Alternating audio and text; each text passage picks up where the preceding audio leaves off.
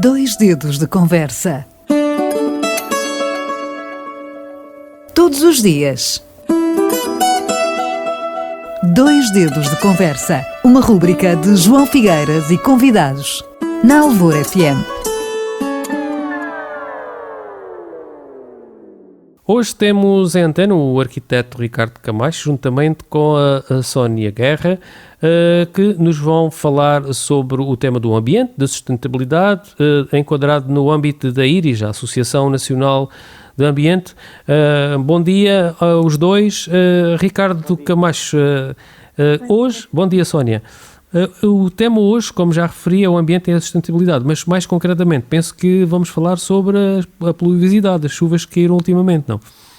Sim.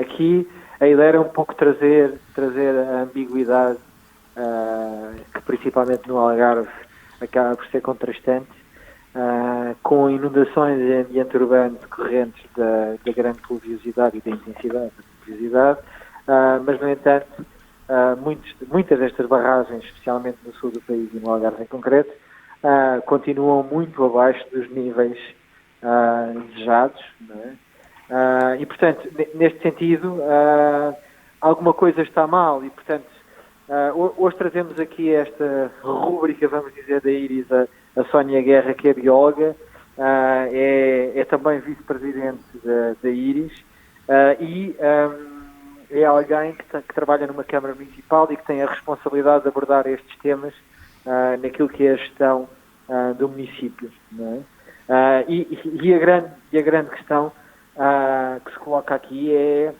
se as barragens não têm água porque não chove, ou se a água não chega lá, e por outro lado, onde é que a água se está a concentrar e porque é que há inundações em espaço urbano, no entanto, não há capacidade de retenção da água, seja ela em barragens, seja ela em terrenos agrícolas.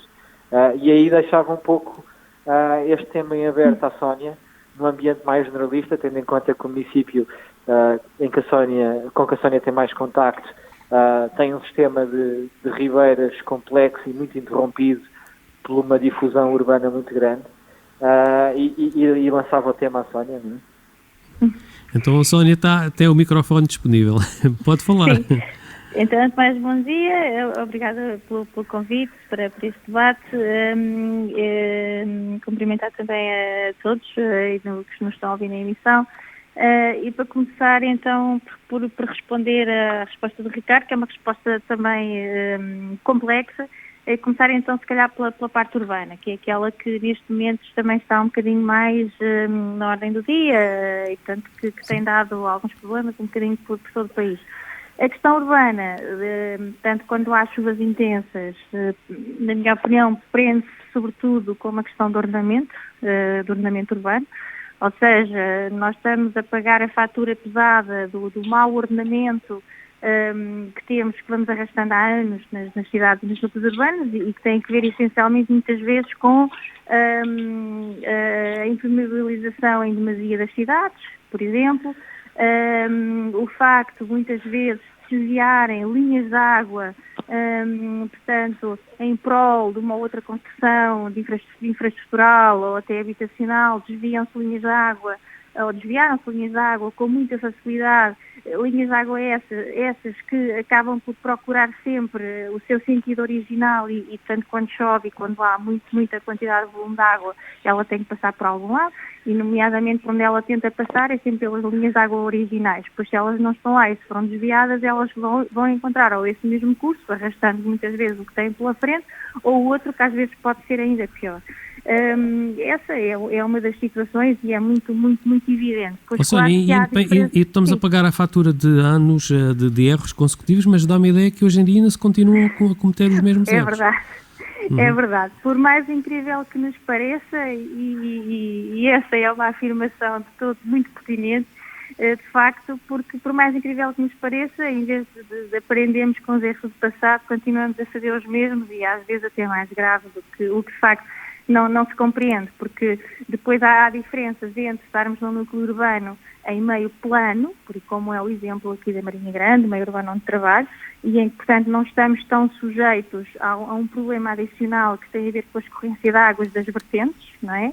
declivosas, numa situação mais de terra, de montanha, como temos em alguns sítios do país, não temos tanto esse problema adicional. É óbvio que em zonas como a Serra da Estrela e outras onde tem havido algum deslocamento de massas em resultado destas fortes chuvadas e enxurradas, o problema tende a agravar-se, porque depois, portanto, temos este problema da água que não encontra uma forma de estancar e, portanto, vem por aí abaixo e chega aos vales, onde muitas vezes encontra núcleos urbanos cheios de problemas também infraestruturais de ordenamento. Essa é outra questão. E depois, há outra questão ainda que é, que vai bater um bocadinho com aquilo que o Ricardo estava a falar, porque é que muitas vezes não há aqui um sistema de retenção de água que faça com que ela seja retida no solo e muitas vezes chegue, tanto aos cursos de água, aos rios e às barragens. Isso muitas vezes tem a ver com uma coisa que é muito simples, mas que para a maioria das pessoas se calhar passa despercebida, que é termos os terrenos muitas vezes desprovidos de vegetação. Ou seja, nós não podemos esquecer que quem fixa água nos solos são as raízes da vegetação. E se nós temos os nossos terrenos completamente desprovidos de vegetação, primeiro porque os incêndios vêm no verão e, portanto, queimam áreas enormes, não é? Florestais, agrícolas, etc. Essa é uma questão que infelizmente temos.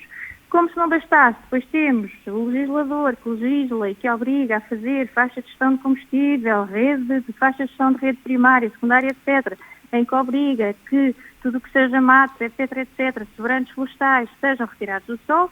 Ou seja, nós estamos a ficar com os solos completamente desprovidos de vegetação, estamos a ficar com o solo completamente sujeito à erosão e estamos a ficar com o solo sem capacidade de retirada. E, portanto, todos estes problemas associados uns aos outros geram uma bola de neve e que resulta, muitas vezes, enfim, tem uma causa e efeito, que é aquela que estamos a verificar em muitas das situações. Por exemplo, na Serra da Estrela houve uma situação muito evidente, logo depois dos incêndios, que foi um deslocamento de massas ali em algumas zonas que ficaram como com as encostas completamente desprovidas de vegetação e, portanto, as encostas acabam por muitas vezes derrocar e portanto, provocar depois todos os efeitos e problemas que resultantes desta situação. Então, isto é um princípio básico, digamos assim, de ecologia. Sónia, e porquê de algumas barragens aqui, especialmente no Algarve e na zona do Barlavento, depois da pluviosidade que caiu, estarem com níveis quase iguais àqueles do verão? Há alguma razão aparente para isso? As razões aparentes poderão ser, ou seja, serão várias, não será uma única, claro. Não é? Mas, essencialmente, terão que ver com a falta de capacidade de retenção de água no solo. Essa aí parece-me uma questão essencial. Efetivamente, a zona do Algarve e do Alentejo são as zonas, enfim, que mais efeito têm neste momento tanto das alterações climáticas e, portanto, a subida da própria temperatura. Portanto, a seca que vivemos neste ano teve muito maior intensidade na região e terá sempre muito mais intensidade na região do Alentejo e do Algarve, ou seja, os terrenos acabam por ter um impacto derivado da seca muito grande. Não é? Muito grande, e portanto esse impacto no solo também faz com que eles percam capacidade de retenção. E depois temos todo um conjunto de medidas do próprio legislador, os incêndios, que o Algarve também tem sido muito fustigado pelos incêndios nos últimos anos, associados a essas medidas do legislador que obrigam a que se limpem os terrenos e que se deixe tudo rapado, passa a expressão, de vegetação. Obviamente que tudo isto tem um efeito cumulativo nos solos, faz com que os solos fiquem cada vez mais empobrecidos, mais sujeitos à erosão do solo e também com mais fraca capacidade de retenção de água. Okay. Portanto, aqui parece-me que há este efeito. Não será o único, provavelmente, claro. terá que também ver com... É um somatório. Diz, Ricardo. Sim. Não, há um tema que me parece ser central, principalmente nas barragens do Barlavento, ou seja, Odeluca, Funcho, Bravura, onde basicamente a pressão imobiliária, ou seja, esta pressão imobiliária especulativa que basicamente fez com que surgisse uma ocupação espontânea neste território mais deserto, não é? Acaba por agravar também tudo aquilo que são os caminhos da água. Ou seja, neste momento nós temos uma alteração que acaba por ser relevante, por exemplo, na barragem do Odeluca, se nós olharmos aos recuos da barragem do Boca, toda aquela zona da freguesia de São Marcos da Serra, Sapeira, nós vamos conseguir encontrar uma ocupação muito intensa. E quando eu falo ocupação humana, mas tem as atividades tradicionais, ou seja, esta ocupação humana não é uma ocupação humana feita de agricultura, florestação e pecuária. É essencialmente feita de uma ocupação humana que altera cursos de ribeiras, uma ocupação humana que ocupa linhas de água e parece-me ser neste momento central que alguém comece a ter uma preocupação maior naquilo que é o plano hidrográfico das ribeiras, e o Algarve recentemente, acho que já foi concluído o processo, recentemente tem um plano novo das ribeiras do Algarve. No entanto, a monitorização desse plano, e aqui deixava novamente uma pergunta à Sónia, do ponto de vista da administração pública. Mas tem que ser breve mesmo. Que é como é feita a manutenção das linhas de água dentro do município, não é? Sim.